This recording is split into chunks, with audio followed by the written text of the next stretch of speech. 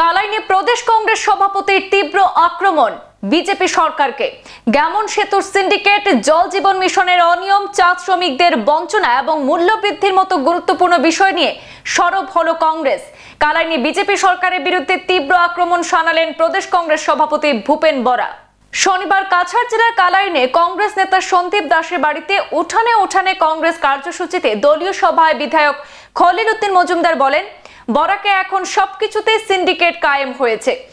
সরকারি ভালো প্রকল্প বরাক উপত্যকায় সঠিকভাবে পৌঁছাতে পারছে না। গ্যামন সেতুর দুর্নীতির বিরুদ্ধেও আমাদের আওয়াজ তুলতে হবে বলে মন্তব্য করেন খলিল উদ্দিন মজুমদার। আমরা যথেষ্ট চেষ্টা করি, আমাদের পার্টির লিডার, শিল্পী লিডার দেবগত সৈকি আপনারা বিভিন্ন ধরনের সমালোচনা, বিভিন্ন ধরনের পার্টির লোকের যোগাযোগ করে কিভাবে শক্তিশালী করে আমরা কিছু স্কিম ব্যবস্থা করা হয়। রাস্তাঘাটের সবল দরকার আমরা জানি। বর্তমানে আমাদের বরাকগুলি যেটা সমস্যা আছে, বিভিন্ন ধরনের সমস্যা, আপনারা জানেন গেবেন দিন, কারণ বিভিন্ন ধরনের ইস্যু আর গেবেন বিরুদ্ধে আমরা সবাই প্রতিবাদ বিভিন্ন ধরনের করছি, কিন্তু সরকারে এখানে বিশেষ করে বিভিন্ন ধরনের সমস্যা যেটা সিন্ডিকেটের উপরে সিন্ডিকেট। আমরা গতদিন এসএমডিতে আওয়াজ উঠছে, মুখ্যমন্ত্রী হয়েছে বিশেষ করে এসএমডি টাইম দেওয়ার লাগে, সিন্ডিকেটের আলোচনার লাগে। কারণ বর্তমানে ভারতবর্ষ এবং আমরা সবচেয়ে বেশি বড় খবর আসাম সিন্ডিকেট চলে। আজকে লোকাল সভায় থেকে সব ধরনের জিনিসের সমস্যা চলে, বিশেষ করে মানুষের বিভিন্ন সমস্যা মোকাবিলা করতে হলে আমরা এক হইতে রাখবো। আগামীতে আমরা সামনে পঞ্চায়েত ইলেকশন আছে, পঞ্চায়েত ইলেকশন আমরা যথেষ্ট সাহায্য সহযোগিতা করিয়া মোকাবিলা করিয়া আমরা পঞ্চায়েত বিশেষ করে বিকাশ একান্ত জরুরি। স্থানীয় কংগ্রেস নেতা মৃদুল নাথ বলেন, গ্যামন সেতুর মাধ্যমে পুলিশের সিন্ডিকেট চালু রয়েছে। রাতের অন্ধকারে ওভারলোড ট্রাক নির্বিঘ্নে পারাপার হচ্ছে, অথচ সাধারণ মানুষ দুর্ভোগের শিকার হচ্ছেন। অন্যদিকে কংগ্রেস নেতা অরবিন্দ রাজওয়া শিক্ষা ও নির্বাচন ইস্যুতে শাসক দলকে তোপ দেগে বলেন, মাধ্যমিক এবং উচ্চ মাধ্যমিক পরীক্ষার সময় ঝুমুর নৃত্যের অনুষ্ঠান করা যায়, অথচ পঞ্চায়েত নির্বাচন করা যায় না। এটি জনগণের সঙ্গে প্রহসন। আগামী 24 ফেব্রুয়ারিতে ভারতবর্ষের এক বৃহৎ উন্নয়ন হতে চলেছে, যেটা ঝুমুর সম্মেলন চা শ্রমিক। কিন্তু দুঃখের বিষয় ওটাই যে আগামী দিনে আমাদের রাজ্য সরকার যেমন পঞ্চায়েত ইলেকশনটাকে থামিয়ে রেখেছিল, যে সামনে ম্যাট্রিক পরীক্ষা রয়েছে, হায়ার সেকেন্ডারি পরীক্ষা রয়েছে, কিন্তু এত বড় ঝুমুর সম্মেলন তা কিভাবে হতে পারে, তার জন্য আমি আমাদের প্রদেশ কংগ্রেস সভাপতিকে আকর্ষণ জানাচ্ছি, সেদিকে একটু নজর দিন। এদিকে প্রদেশ কংগ্রেস সভাপতি ভূপেন বরা বিজেপি সরকারের ব্যর্থতাগুলো তুলে ধরে বলেন যে জনগণ জল জীবন মিশনের জন্য নিজেদের জমি দান করেছেন, অথচ এই কোটি টাকার প্রকল্পে সাধারণ মানুষ জলই পাচ্ছে না। জল মিত্ররা বেতন পাচ্ছেন না, চা শ্রমিকরা ন্যায্য মজুরি থেকে বঞ্চিত। এছাড়াও গ্যাস এবং নিত্য প্রয়োজনীয় জিনিসের মূল্য দ্বিগুণ হয়েছে। কংগ্রেস চায় মূল্য নিয়ন্ত্রণ, বিজেপি চায় মূল্য বৃদ্ধি।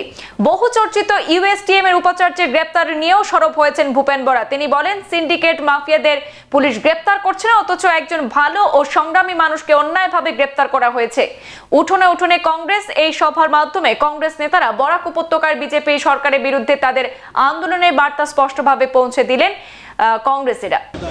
সন্দীপ দাস ডাঙৰীয়া তেখেতে মোক ভিতৰত মাতি নিছিলে, তাতে কেইজনমান ল'ৰা আহিছে, তেওঁলোকৰ মাটি লোৱা হ'ল। চৰকাৰে মাটি ল'লে JJM আঁচনি বনাবৰ কাৰণে বোলে যে মাটি দিয়ক, JJM আঁচনি হ'ব আৰু জলমিত্ৰ চাকৰি হ'ব, আপোনালোকে এটা চাকৰি পাব।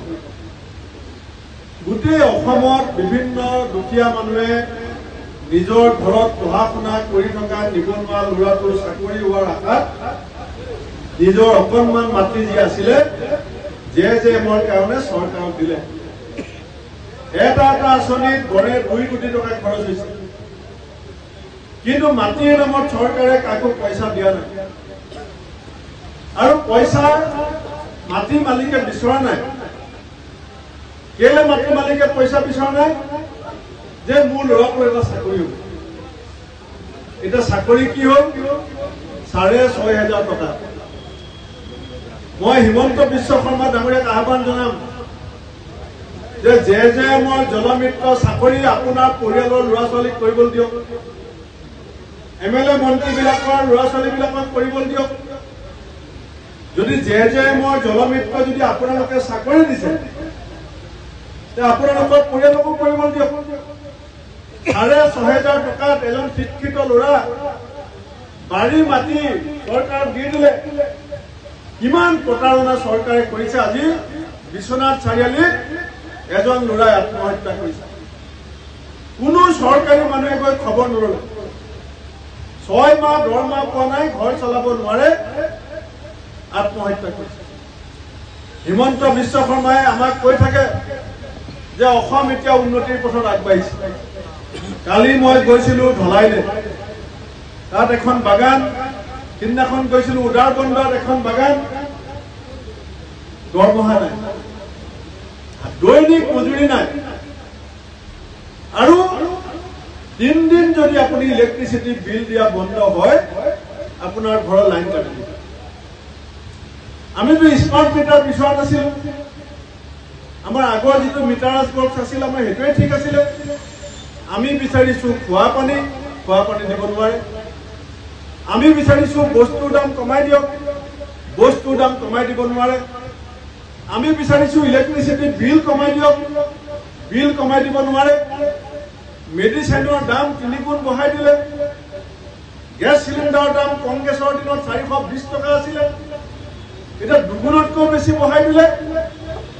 কিন্তু আমাৰ মাথাৰ ওপৰত জবৰদস্তি স্মাৰ্ট মিটাৰ লগাই লাইটৰ বিল 3 গুণ কৰি দুখীয়া মানুহক লুণ্ঠন কৰা এই চৰকাৰে আৰম্ভ কৰিছে। সেইকাৰণে মই ভাল পাইছো যে যিবিলাক কথা মই ভাবি আহিছিলো আপোনালোকে ইয়াত মিটিঙত কৈছে।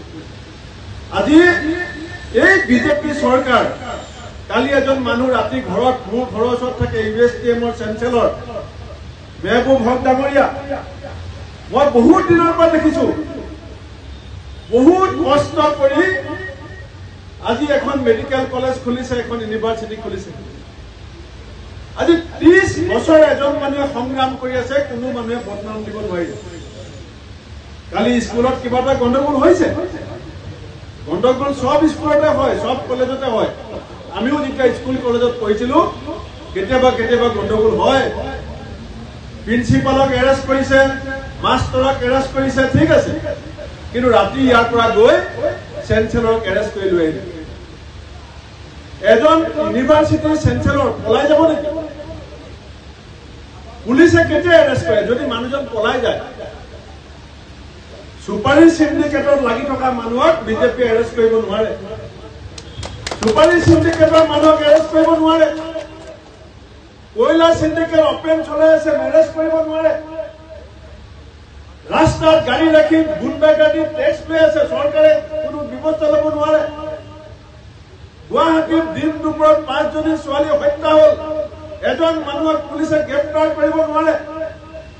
কিন্তু তেওঁৰ অপৰাধ কি? তেওঁ মুখ্যমন্ত্ৰীৰ কোনো সহায় নোলোৱাকে অকলে অকলে সংগ্ৰাম কৰি ইমান ডাঙৰ কলেজ ইউনিভাৰ্চিটি কেনেকে খুলিব, সেই কথা তেওঁ সহ্য কৰিব নোৱাৰে। আজি আমাৰ যিবিলাক মৌলিক সমস্যা, ইলেকশ্যনৰ সময়ত বিজেপিয়ে কি কৈছিলে যে অংগনাবাদী চাকৰি নিয়মীয়া হ'ব, কৈছিলে নাই কওক? আশা কৰ্মীৰ চাকৰি নিয়মীয়া হ'ব, গাঁওবুঢ়াৰ দৰমহা বৃদ্ধি হ'ব, টেটৰ টিচাৰ, কম্পিউটাৰ টিচাৰ, জলমিত্ৰ সবৰে চাকৰি হ'ব।